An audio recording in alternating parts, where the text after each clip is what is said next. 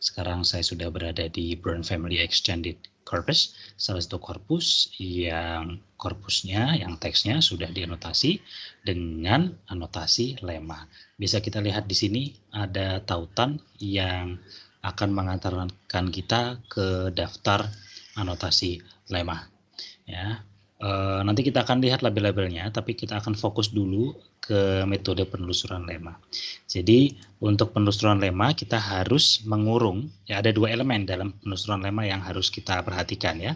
Yang pertama adalah head word, ya, dan yang kedua adalah kelas katanya secara global ya. Kelas kata secara global ini berbeda dengan kelas kata yang spesifik. Jadi kalau kelas kata yang global itu misalnya verba saja.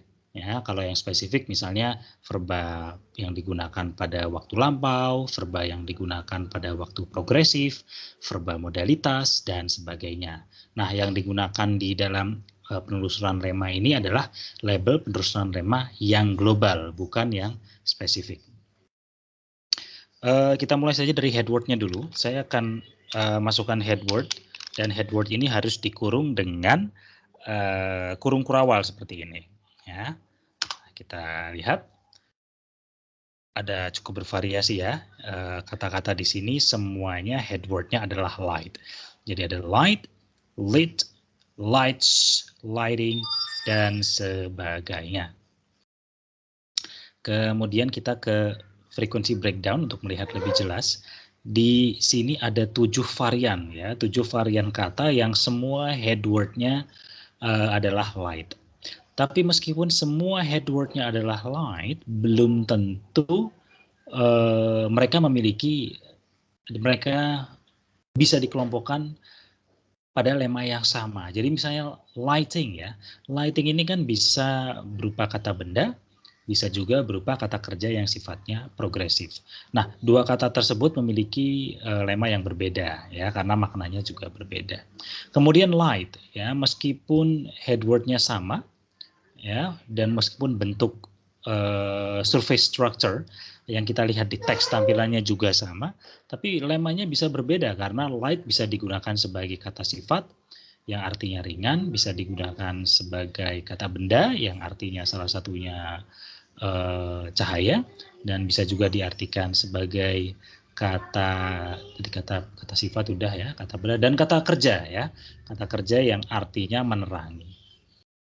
Ya, jadi untuk melakukan penelusuran lemma, ya kita kembali lagi ke kotak penelusuran, kita tambahkan garis miring, kemudian kita masukkan label untuk kelas kata globalnya. Saya akan gunakan label kelas kata global verb yang artinya verba. Ya, dan kalau ini formatnya sudah benar sepenuhnya untuk penelusuran lemma. Kita start query. Ya, untuk lebih jelasnya di sini sudah ada contoh-contohnya, tapi lebih jelasnya kita ke frequency breakdown. Ya, di sini 5 varian kata ini ya, semuanya memiliki head word yang sama sekaligus kelas kata global yang sama, sehingga mereka bisa dikelompokkan ke dalam satu lemma ya. Jadi light di sini tidak ada yang merupakan kata benda atau kata kerja. Semuanya, kata benda atau kata sifat ya. Semuanya merupakan kata kerja. Kita lihat di sini. Ya.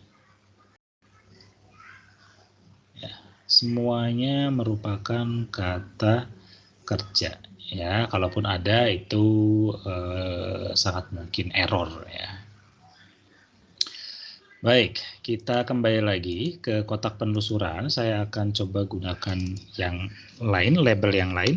Saya akan menggunakan ADJ yang artinya kata sifat. Ya. Jadi kita akan menelusuri semua kata sifat ya, yang head word-nya adalah light. Ya. Oke, ada light, lighter, ya, seharusnya ada lightest. Ya, dan kita bisa lihat di frequency breakdown di sini ada light ya, ringan, lighter lebih ringan, dan lightest yang artinya sangat ringan. Oke. Nah, kita kembali lagi ke kotak penelusuran. Ya, jadi ini formatnya ya.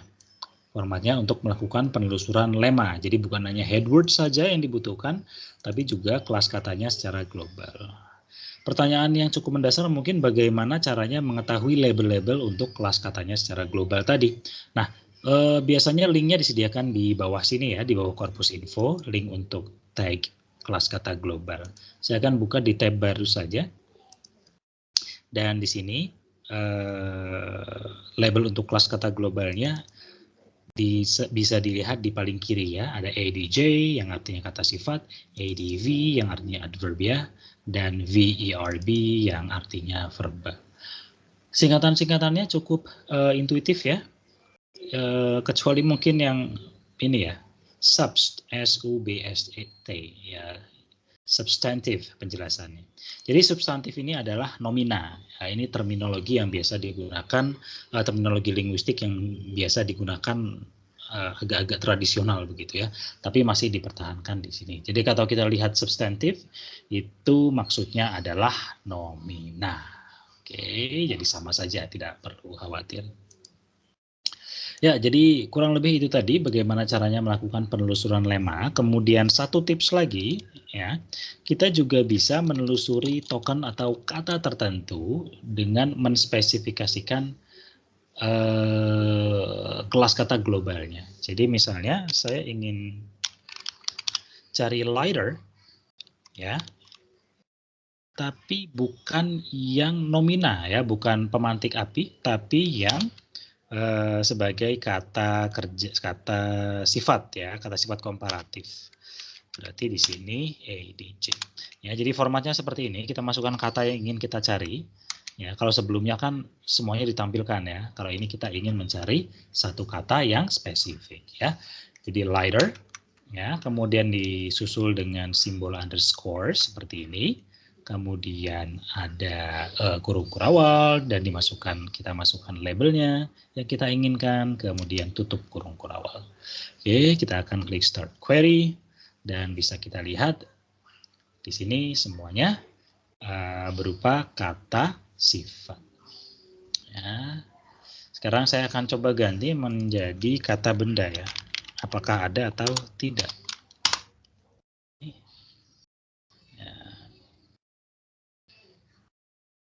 Ya, di sini bisa kita lihat semuanya dianotasi sebagai kata benda di sini.